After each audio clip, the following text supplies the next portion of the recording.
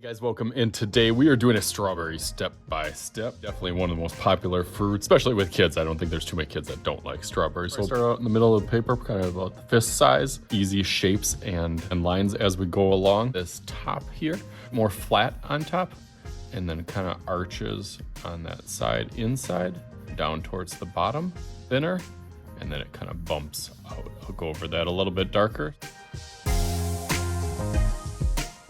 And then for the little leaves on top, you can kind of do some zigzag or as I do like flower leaves, it kind of stretches out a little bit thinner and then goes back and then kind of up and down. Like I said, some a little bit thinner. A little bit wider on this side. I'll finish that and then go through it a little bit darker. Okay, I would say now. It doesn't look quite look like strawberries until we start adding that red color. So I'm gonna start with colored pencils. And not outline it in Sharpie. I could go about it that way. That value in shading, whether it's with color pencils or I do have these kind of color sticks that kids have been using, similar to a color pencil. I had the lead in it, but it uses a little bit more like a crayon. Actually gets a little bit darker. Leave some kind of little holes. That's a tricky thing. I did practice this on another one, some of that like texture on the strawberry. I don't want to show too much of it, but you can see how I guess zigzags or around certain areas for some of those circles. We'll try to leave some of that whiteness of the paper. So get to that outside. I'm gonna try pushing a little bit darker and darker, and really by the time I get to that edge, I'm pushing pretty dark. Strawberry color that I want on the outside. So I'll go through that a little bit faster.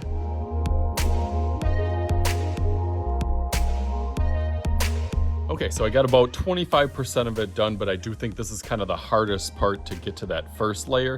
And then as you get to the second layer, whether you're still using colored pencils or using something like a crayon, you can see the tones are a little bit darker on this type of crayon or color stick, but I'm really starting to blend that into the colored pencil, back and forth with either one, just to smooth out and get some of that texture, especially when I use the side. What I will also do as I get up to the top and the edges, probably start out with my darker around the leaves, hit some of those highlights, do that same thing, blend that green and light green into like little highlights. And I think it's really important, especially with fruit. I think it's a good practice and a good strategy, especially as you get to those outsides and edges. Sometimes that brown and red make a nice color in a transition, but especially by the outside, probably one of the last steps I'll do is adding a black kind of clean edge, even as a shadow on certain parts. So again, ready for that kind of second step. I'll probably go through about 4 different steps. So let's go through that a little faster.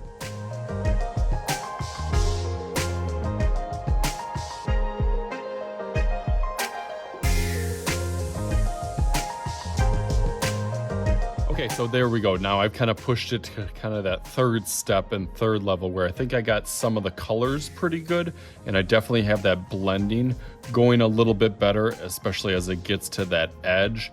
I'm not quite done, and I'm not quite thinking strawberry yet. That's gonna be my next step, is trying to get some of that texture and some of that dots. You can see that I was coloring on my side a little bit more. But my next step will be filling in almost like kind of just going by hand, accenting some of those dark areas with the light areas kind of around it, I guess going back and forth. So I'm going to go through that, and hopefully that'll kind of pop at some more texture and more strawberry vibes. So let's go through that again.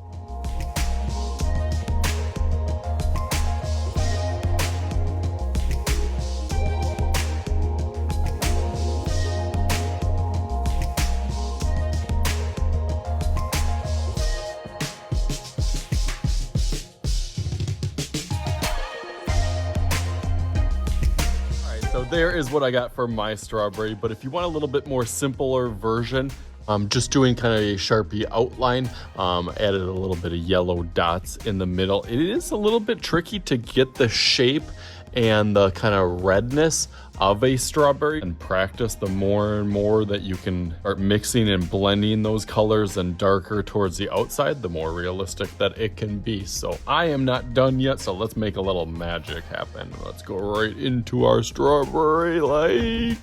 All right, ready? All